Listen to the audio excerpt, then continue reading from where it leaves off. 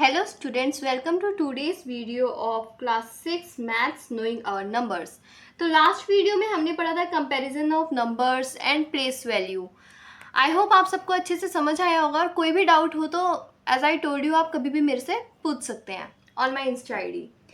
And next today we are going to study is about estimation. Estimation क्या होता है? तो जैसे मैं कोई भी चीज़ बताती हूँ तो हम लोग हमेशा शुरुआत करते हैं डेफिनेशन से।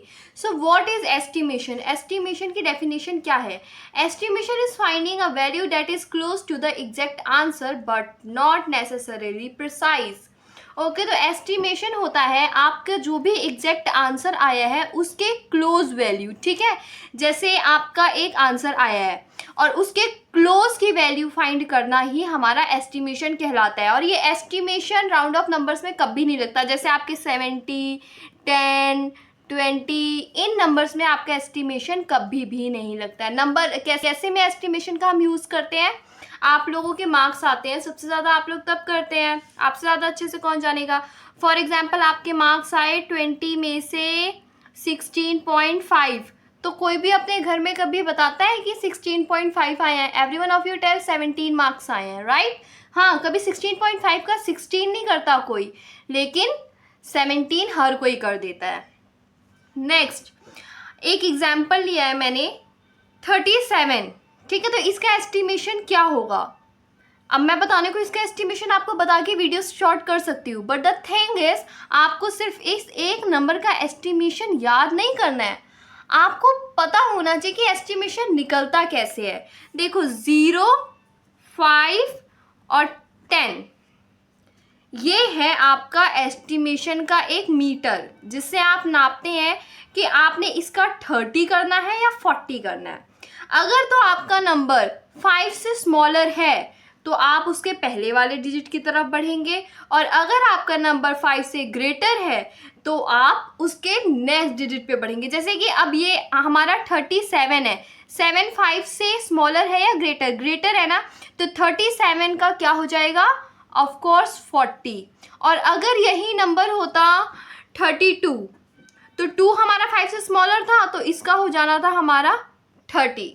आई होप आप सबको अच्छे से समझ आ रहा होगा। लेकिन एक क्वेश्चन है जहाँ बच्चे सबसे ज़्यादा अटकते हैं और एग्जाम्स में भी उनके वही क्वेश्चन फंसते हैं। मान लो आपका नंबर है 35, इसका एस्टिमेशन निकालो, क्या होगा इसका एस्टिमेशन? बच्चे जब 5 होता है ना आपका 5, जो कि हम इधर भी आता है उधर भी आता है, हम कुछ भी कर सकते हैं, लेकिन मोस्टली हम वही करते हैं जो लफड़ा आप लोग एग्जाम्स में करके आते हो। 16.5 का कभी 16 नहीं ना करते, 17 करते हो ना, बस वही होना है यहाँ पे। ठीक है, 35 का यहाँ पे 40 हो जाता है एस्टिमेशन में। आई होप आप सबको समझ आ रहा हो। नाउ लेट्स मूव आगे। अब हम आगे बढ़ेंगे। इसके बाद आता है हमारा next topic, that is rounding off to the nearest. Rounding off to the nearest 1000, 10s, 100, 1s कुछ भी हो सकता है, वो हम क्वेश्चन पे डिपेंड करके देखेंगे, लेकिन अभी हमने सब कुछ पढ़ना है। Okay, now we are just covering the common topics. अभी हम एनसीईआरटी क्वेश्चन सॉल्व नहीं करें, एनसीईआरटी टॉपिक को कॉमनली समझ रहे हैं ताकि आप खुद इस लायक बनो कि क्वेश्चन सॉल्व करो। बाकी अगर आप डिमांड करेंगे तो मैं क्वेश्चन सॉल्व भी कर दूंगी।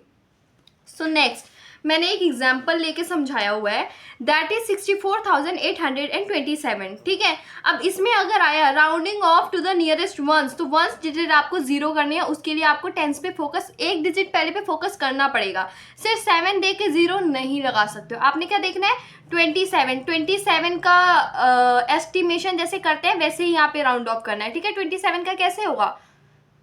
25 से बड़ा है या छोटा? बड़ा है तो ऑफकोर्स 30 हो जाएगा, तो यहाँ हो जाएगा 64,830। ओके, और वही अगर टेंस में करना हो तो दोनों डिजिट आपको 0 करनी है। उसके लिए देखना होगा आपका ये नंबर क्या है, 827। तो अगर ये इसमें आपको क्या नोटिस करना है कि ये 850 से बड़ा है या छोटा है? छोटा है ना, तो ये हो जाएगा simply 64 as it is 64,800। Okay, next अब हमें देखना है rounding off to the nearest 100। इसमें ये 100 के जितने डिजिट हैं इनको 0 करना है। अब हमें ये देखना है यहाँ 5 आएगा या 4 ही रहेगा, 400 आएगा या 500 आएगा, आई मीन इन 1000। तो ये कैसे हम चेक करेंगे? 4827, तो क्या ये 4500 के क्लोज है ग्रेटर में या स्मॉलर में? ऑफ कोर्स 45 से ग्रेटर है, तो यहाँ क्या हो जाएगा आपका 5, तो 65,000 is your rounding off. Okay, next, अब आपको अगर बोलते हैं कि नियरेस्ट 1000 में करो, तो सिंपली आपको ये सारे डिजिट जीरो करनी है। देखना है यहाँ 6 आएगा कि 7, ये कैसे देखोगे? 64,827 ये किसके ग्रेटर जा रहा है? क्या ये 65 के ग्रेटर जा रहा है जो हम 7000 करें? 65,000 के ऊपर है या नीचे? छोटा है ना, तो फिर ये 6000 आ जाएगा। ओके, समझ आया? ये और एग्जाम्पल लेने की ज़रूरत है। आई होप आपको समझ आया होगा, ना आए तो एज ऑलवेज आई से मैं आपको समझा दूंगी, आप मुझे बस एक बार कमेंट डाउन कर देना। ओके, सो नेक्स्ट, आगे मैंने और अच्छे से एक्सप्लेन किया हुआ है, ऐसा नहीं है सिर्फ इतने में कंप्लीट हो जाएगा। एक क्वेश्चन और करके देखेंगे ताकि अच्छे से समझ आए। सो हाँ, यहाँ 2 ही क्वेश्चन ले लिए गए हैं, आराम से सॉल्व करेंगे, आराम से समझेंगे बिना किसी टेंशन के, ठीक है। 2 एग्जाम्पल हैं, एक 3643 और एक 4267। ओके, 2 एग्जाम्पल है और हमें तीनों में करना है, एक nearest tense, nearest 100, nearest thousands. Okay, तो अब इसमें अगर नियरेस्ट टेंस करना है तो नियरेस्ट टेंस के लिए आपको देखना पड़ेगा ये 43 45 के ग्रेटर है कि स्मॉलर? 45 से स्मॉलर है ना, तो व्हाट विल वी डू? 40 और उसके पहले की डिजिट ऑफ कोर्स सेम होगी, 3640। ओके, अब हंड्रेड्स देखना है, 100 में ये दोनों ही जीरो करनी है हमें, ठीक है। टेंस में ये जीरो किया, हंड्रेड्स में हमें ये दोनों ही जीरो करनी है। उसके लिए हमें क्या देखना पड़ेगा? 643, मतलब 650 से बड़ा है या छोटा है? तो ऑफ कोर्स 50 से थोड़ा छोटा रह गया 7 नंबर से, तो हम इसकी जगह क्या कर देंगे? 700 नहीं करेंगे, 600 ही करेंगे। अगर तो यहाँ 553 होता तो हम 7 कर देते, लेकिन ये 4 है तो हम 600 ही करेंगे, 3600, ठीक है। नाउ नियरेस्ट 1000 में आपको क्या करना है? आपको ये तीनों डिजिट जीरो करनी है। थाउजेंड्स मतलब 3 डिजिट जीरो होनी चाहिए। इसके लिए अब आपने देखना है 35 से बड़ा है या 36 से छोटा है? 35 से बड़ा है कि 35 से छोटा है? 3500 से ये नंबर बड़ा है या छोटा? ऑफ कोर्स बड़ा है, 3600 है ना, बड़ा है। तो व्हाट विल वी डू? 3 का 4 हो जाएगा, 4000। एक एग्जाम्पल और लेके देख लेते हैं। नियरेस्ट टेंस में सॉल्व करना है, इसे जीरो करना है। 67 70 से क्लोज है तो we will do it 70। Now hundreds में ये दोनों डिजिट हमारी जीरो होनी चाहिए। ओके, ये समझ में आना चाहिए। मतलब टेंस में आपको 10 डिजिट पे फोकस करना है और एक जीरो लाना है। 100 में 2 डिजिट पे फोकस करना है और 2 जीरो लाने हैं। ओके, अब यहाँ 267 आ रहा है तो क्या आएगा? आप खुद सोच के बताओ। 267 250 से बड़ा है ना, तो ऑफकोर्स 300 आएगा। आई होप आप सबको समझ आ रहा है। नेक्स्ट थाउजेंड्स, मतलब 3 डिजिट जीरो करनी है आपको। 267 है ना। अब ये यहाँ से आप टेस्ट करके देखेंगे। 4267 ये आपका 4500 से अगर ग्रेटर है, ठीक है, ग्रेटर है तो क्या हो जाएगा आपका? हो जाएगा 5000। लेकिन अगर स्मॉलर है तो हो जाएगा आपका 4000। तो ये स्मॉलर है ना, 4200 ही हुआ, ये तो स्मॉलर है तो क्या हो जाएगा आपका? सिंपली 4000। आई होप आपको समझ आया होगा बच्चों, ठीक है। आगे बढ़ते हैं, सम सॉल्व करना है हमें, एस्टिमेशन सम सॉल्व करना है। आई होप आपको समझ आ रहा होगा। एग्जाम्पल दिया है मैंने 5290 plus 17,986। This is a example, try to solve it by yourself. और ये लिखा है आपको नियरेस्ट 1000 के मेथड से सॉल्व करना है। एक ट्रिक बता देती हूँ, सॉरी ट्रिक मतलब एक हिंट दे देती हूँ आपको। बच्चे यूजुअली क्या करते हैं? सिंपली इसको प्लस करते हैं और बाद में उसका राउंड ऑफ कर देते हैं, वो गलत हो जाता है, ठीक है। आपको पहले ही इसको राउंड ऑफ करना है। इन दोनों को पर सेपरेटली राउंड ऑफ करो, फिर प्लस करो, बाद में राउंड ऑफ नहीं करना। ओके, तो आपका आंसर एकदम प्रॉपर आएगा, एनसीईआरटी के बेस पे आएगा, फिर आपका आंसर कोई गलत नहीं कर सकता। बच्चे कर लिया? आई होप आप सबने कर लिया होगा। एक बार आपको समझा देती हूँ, सॉल्व तो आपको दिख ही रहा है। 5290 इसको राउंड ऑफ नियरेस्ट 1000 करना है, मतलब 1 2 3 ये 3 डिजिट्स को आपको ज़ीरो लाना है। अब इसमें कैसे करेंगे, देखो 5290, तो ये 55 से बड़ा है या छोटा? ऑफकोर्स छोटा है ना, तो 5000 हो जाएगा, वरना तो 6000 हो जाता। अगर ये 56 57 58 कुछ भी होता है यहाँ पे, तो ये 6000 हो जाता। लेकिन ये 52 है, जो कि यहाँ पे अगर 5 से छोटे डिजिट है, तो यहाँ 5000 हो गया। आई होप आपको समझ आ रहा होना है। नेक्स्ट में आपको क्या करना है, यहाँ पे भी आपको क्योंकि सेम ही करना है, थाउजेंड्स में तो सब दोनों जो भी प्लस कर रहे हो सबको इक्वल नंबर ऑफ में ही राउंड ऑफ करना है। 1 2 3 इन 3 डिजिट्स को ज़ीरो लाना है। कैसे लाएंगे, 79, ये तो भाई 75 से ऊपर ही हो गया ना, तो इसको क्या कर देना है, 17 का 18 कर देना है, ठीक है, और सिंपली ऐड कर दिया। बस एक चीज़ का ध्यान क्या रखना है कि अगर आप इसको राउंड ऑफ बाय नियरेस्ट 1000 कर रहे हो, तो आप इसको राउंड ऑफ बाय नियरेस्ट 100 नहीं कर सकते हो, वो मीनिंगलेस हो जाएगा। आपको ऐसे सॉल्व करना है कि अगर इसको राउंड ऑफ नियरेस्ट 1000 किया है, तो इसको भी राउंड ऑफ नियरेस्ट 1000 ही करोगे। अब हमने पढ़ा एस्टिमेशन सम। एस्टिमेशन सम हम सब ने पढ़ लिया।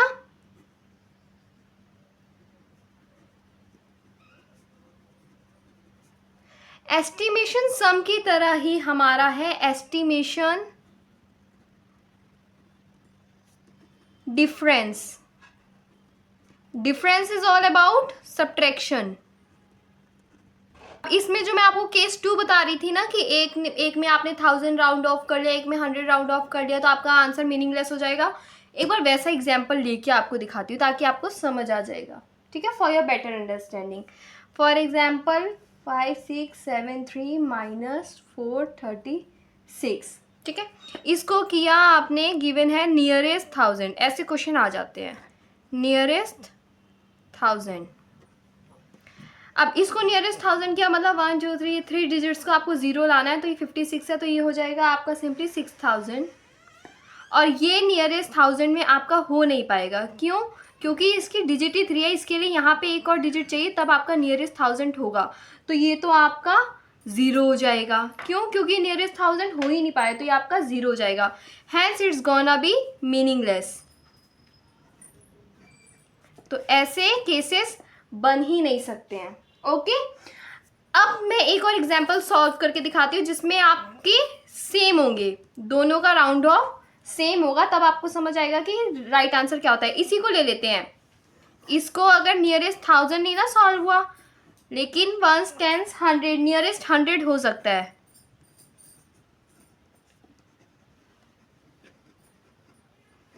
नियरेस्ट 100 सॉल्व ये हो सकता है। कैसे? 1 2 3 इन डिजिट्स पे फोकस करना है। 56 का हो जाएगा आपका 5700 और इसका हो जाएगा आपका 400।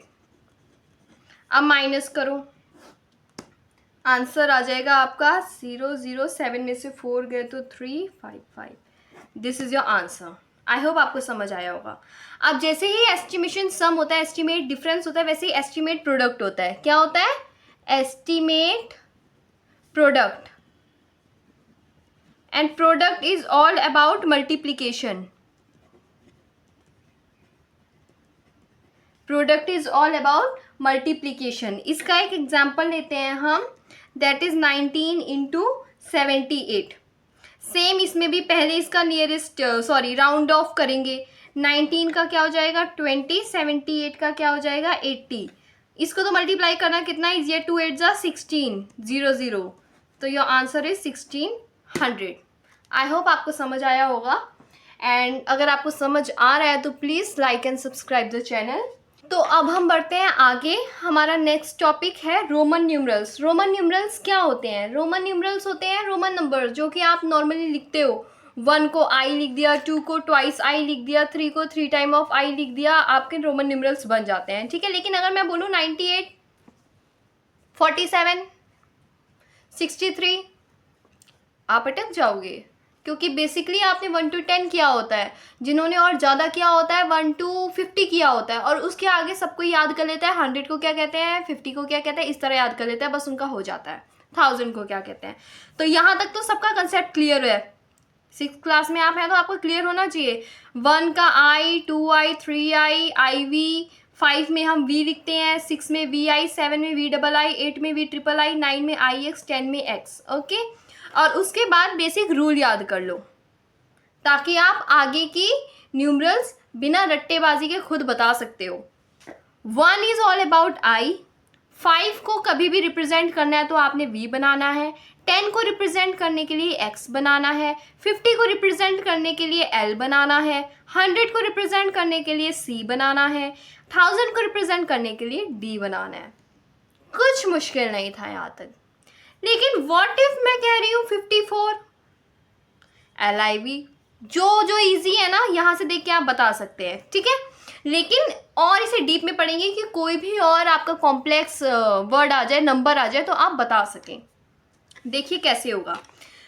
रूल्स ऑफ रोमन नंबर, कुछ रूल्स लिखे हैं।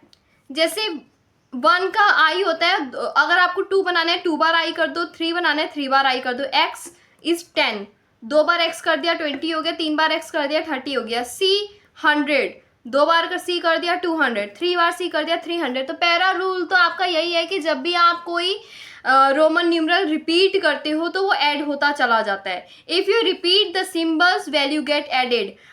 I को 2 बार लिख दिया 2 बन गया, 3 बार लिख दिया 3 बन गया, X को 2 बार लिख दिया 20 बन गया, 3 बार लिख दिया 30 बन गया, ऐसे चलता है। लेकिन इसकी भी एक लिमिट है, हर किसी को आप नहीं लिख सकते हो। फॉर एग्जाम्पल आपने L ले लिया, ठीक है। L को अगर आप L लिखते हैं, L लिखते हैं तो वो गलत हो जाएगा। क्यों? आपने L क्या सोच के लिखा? 150 सोच के, है ना। L होता है आपका 50, तो 50 + 50 + 50 इज 150, लेकिन 150 गलत है। क्यों? 150 को ब्रेक करो 100 + 50, और 100 है आपका C और 50 है L, तो आपका ये बनेगा 150 बनेगा CL। समझे? इसके लिए हमें नेक्स्ट रूल पे जाना पड़ेगा तो आपको समझ आ जाएगा। अभी इतना समझ लो, कोई भी नंबर आप रिपीट करते हो तो आपकी वैल्यू ऐड हो जाती है। और नंबर 2 ये है कि देखो, पहली चीज़ याद रखो कि सारे नंबर रिपीट नहीं किए जा सकते। जैसे L को हम रिपीट नहीं कर पाए, LL अगर मैं लिख दूं तो LL तो 100 बन गया, और 100 तो अपने आप में C है ना, तो L को हम रिपीट नहीं कर सकते। तो हर नंबर रिपीट नहीं हो सकता, लेकिन जो नंबर रिपीट होता है उसकी वैल्यू ऐड हो जाती है। और जो नंबर रिपीट होता है वो भी सिर्फ 3 बार ही रिपीट होता है, 3 बार से ज़्यादा रिपीट नहीं होता। I रिपीट होता है तो सिर्फ 3 बार, चौथी बार वो रिपीट नहीं होता। जब 4 बार I होता है, नहीं होता ना, उसकी जगह आप क्या लिखते हो? IV, right. अब let's move to rule number 3। Rule number 3 क्या है कि अगर आप कोई नंबर ऐड करते हो या फिर मतलब सिंबल के आगे या पीछे कोई भी नंबर ऐड करते हो तो क्या सीन होता है वो हम समझेंगे। जैसे कि लेफ्ट में आपने ऐड किया तो सब्ट्रैक्शन बन गया, राइट में आपने ऐड किया तो एडिशन बन गया। ये रहा X है आपका, ठीक है। इसके आगे आपने I लगा दिया तो ये क्या बन गया? 9। और यही अगर यहाँ ना लगा के इसे क्रॉस बाद में लगा दिया तो ये बन गया 10 + 1 11। और अगर यही XI है तो 10 - 1 9, और इधर लग गया आपके राइट में तो 10 + 1 11। बहुत बेसिक सा रूल है, लेकिन अगर आपने समझ लिया ना तो फिर नहीं ये रट्टेबाजी वगैरह की आपको ज़रूरत पड़नी है ना। रूल नंबर 4 थोड़ा इंपॉर्टेंट है, ध्यान से समझो। V मतलब कि 5, L मतलब 50, D मतलब 1000 कैन नेवर बी सब्ट्रैक्टेड। इनको कभी सब्ट्रैक्ट आप नहीं कर सकते हो। अब आपको इसे सब्ट्रैक्ट करना है तो ये V और X से ही होगा, X को करना है तो L M C से ही होगा। ये कुछ बेसिक से रूल्स हैं जो आपको ऑफकोर्स अपने माइंड में रखना पड़ेगा। याद करने वाली बात नहीं है, जब प्रैक्टिस के साथ अपने आप आपके माइंड में बैठ जाएंगे। एग्जाम्पल ले लेते हैं, आपको और क्लियर हो जाएगा। एग्जाम्पल विल बी बेटर, ठीक है। जैसे 69 लिया, ठीक है। 69 को ब्रेक करना है 60 + 9 में, क्योंकि आपको तुरंत क्लियर नहीं होगा कि 69 आपको क्या लिखना है। 69 को ब्रेक करो 60 + 9। अब आपको पता है 60 क्या होता है, क्यों? क्योंकि 50 L होता है, तो 60 होता है LX, 60 होता है LX। ये तो रटा हुआ है आपको कि 50 L होता है, तो 60 हो गया LX। X ऐड कर सकते हैं ना, इसलिए ये देखो मैंने यहाँ बताया था। तो LX होता है 60 और 9 होता है IX। अब इनको आप कंबाइन कर दो तो आपका बन गया 69। कितना इजी है। 98, 90 प्लस 8, 90 होता है आपका XC। कैसे आपको पता? C होता है 100 और 100 के पहले आपने वैल्यू लगाई है, मतलब लेफ्ट में लगाई है तो माइनस हो गया, 100 प्लस माइनस 10 बन गया आपका 90। और यही XC होता, सॉरी CX होता तो आपका जानते हैं आप, बनता ही नहीं वो केस फिर, है ना। 90 इज XC और 8 इज VIII और इनको कंबाइन कर देंगे तो आपका बन गया 98। Any doubt? श्योर कोई डाउट नहीं है? लेकिन ये याद रखना कि डबल क्यों हो सकता है, ठीक है। जैसे VV हमने किया था वो डबल क्यों हो सकता है, ये VV, ये डबल क्यों नहीं हो सकता। V is 5, 5 plus 5 equals to 10, तो 10 को हम VV क्यों लिखेंगे, 10 तो हमारा X होता है ना, इसलिए नहीं हो सकता। इसका रीज़न है कि कुछ नंबर डबल क्यों नहीं हो सकते। मतलब मैं ये वाला केस आपको बता रही हूँ एक बार, कि जैसे हमने IXC पढ़ा कि ये हमारे रिपीट हो सकते हैं 3 बार तक, लेकिन L मैंने बताया L रिपीट नहीं हो सकता। Similarly I am telling you about the V कि V भी रिपीट नहीं हो सकता। रीज़न मैं बता रही हूँ कि क्यों नहीं रिपीट हो सकता, क्योंकि मैंने यहाँ रिपीट करके देखा V प्लस V हो गया 10, 10 के लिए तो हम X यूज़ करते हैं ना, इसलिए। सिमिलरली मैंने LL का एग्जाम्पल दिया है, मैं वापस से रिपीट करना चाहूँगी, ये थोड़ा इंपॉर्टेंट है इसलिए मैं रिपीट कर रही हूँ। ओके बच्चे यहाँ गलती कर देते हैं। L किसे कहते हैं? 50, 50 प्लस 50 प्लस 50, ये कितना हो गया? 150। 150 को ब्रेक करो, 100 प्लस 50, ठीक है। 100 को हम क्या लिखते हैं? 100 को लिखते हैं C और 50 को लिखते हैं L, तो 150 इज रिप्रेजेंटेड बाय CL ना कि LLL, इसलिए हर नंबर रिपीट नहीं होता, ठीक है। X इज रिपीटेबल, X को X लिखा जाता है, XX लिखा जाता है, XX लिखा जाता है, 10, 20, 30। सिमिलरली आपका C हो सकता है, C आपका क्या होता है? 100, 200, 300, ठीक है। समझ आया? तो बच्चे ये था आपका रूल ऑफ द सिंबल। अगर तो आपको ये अच्छे से समझ आ गया है तो वेरी गुड, अगर नहीं समझ आया है तो प्लीज़ मेरे को बताओ, मैं आपको और अच्छे वे में समझाऊंगी।